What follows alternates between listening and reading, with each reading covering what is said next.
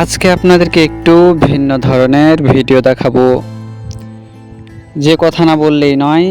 আজকে যে ভিডিওটি দেখাবো সেটি হচ্ছে আমি যে কোনো সময়ের মধ্যে বাংলাদেশ থেকে ইন্ডিয়ায় টাকা ছাড়াই কিংবা ভিসা ছাড়াই চলে যেতে পারি। শুধু আমি না, আমাদের এলাকার যারা রয়েছেন তারা সবাই। তো ইন্ডিয়া যাওয়ার আগেই আপনাদেরকে আরেকটু জিনিস দেখিয়ে নিই, সেটি হচ্ছে কুমোর পাড়া, অর্থাৎ যারা মাটির জিনিসপাতি তৈরি করে সেই পাড়াটা দেখিয়ে নিচ্ছি। তো যারা চিনেন না তাদেরকে আমি এখন চিনিয়ে দিচ্ছি।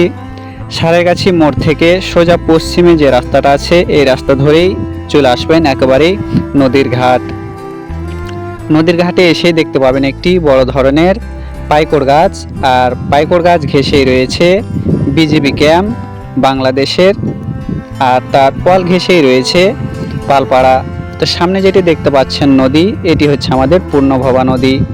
এই নদী আমাদের গ্রামের মোটামুটি পাশ দিয়েই চলে গেছে রহনপুর, তারপরেই ওই দিক দিয়ে গোমস্তাপুর। তো আমাদের এই নদীতে নতুন পানি চলে এসেছে, আর নতুন পানি আসাতে কৃষকরা একেবারেই আতঙ্ক। তার কারণ মাঠে অনেক ফসল রয়েছে, আর ফসল কাটার সময়ও প্রায় চলে এসেছে, কিন্তু কাটার আগেই নদীতে পানি এসে গেছে। এই নিয়ে কৃষকেরা আতঙ্কে রয়েছেন। তো আমি চলে এসেছি একেবারে নদীর পাড়ে নতুন পানি দেখতে। শুধু আমি না, আরও অনেক লোকজন এখানে প্রত্যেক দিন ভিড় করে। তো সামনে আমার বড় ভাই রয়েছেন, চাচাতো ভাই, আর তার পাশে যে ছোট্ট একটি পিলার দেখতে পাচ্ছেন সেটি হচ্ছে আমাদের বর্ডারের পিলার। আর আপাতত আমার ভাই রয়েছেন বাংলাদেশে। তো আর এক পা যদি ডান দিকে চলে যায় তাহলে সে চলে যাবে ইন্ডিয়ার মধ্যে।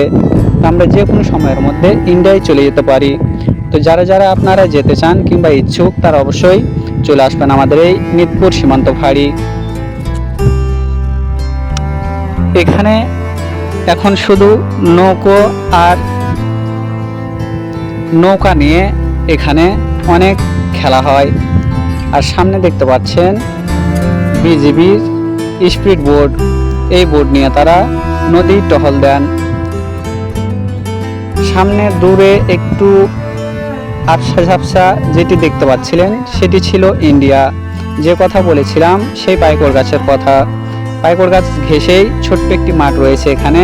বিজিবি যারা এখানে চাকরি করেন তারা অবসর টাইমে খেলাধুলা করেন। আমার ভাইকে নিয়ে একটু পালপাড়ার মধ্যে ভিডিও শুরু করলাম। ডান দিকে যে ঘেরাটি দেখতে পাচ্ছেন সেটি ছিল বিজিবি ক্যাম্প। তা আমি ভাবলাম কি যে একটু ভিডিও করে নিই এবং দর্শকদের কিংবা আমার যারা ফেসবুক ফ্রেন্ড রয়েছেন তাদেরকে একটু দেখাই। তো আসবাবপত্র এগুলোতে রাখাই আছে মাটির, এখানে মাটির জিনিসপাতি তৈরি করা হয়। এই যে রাস্তাটি চলে গিয়েছে একেবারে নদীর ঘাটে, অর্থাৎ ক্যাম্পের পাশ দিয়ে। মাঝখানে রয়েছে ক্যাম্প, ডান দিকে যেটি আমি এখন আপনাদেরকে ভিডিও করে দেখাচ্ছি এটি হচ্ছে আমাদের বাংলাদেশের বিজিবি ক্যাম্প। তো ক্যাম্পের চতুর সাইডটাই ইটের ওয়াল রয়েছে, কিন্তু সামান্য একটু আউট সাইডে তার বেড়া দিয়ে ঘেরা। ভিতরে পাহারার জন্য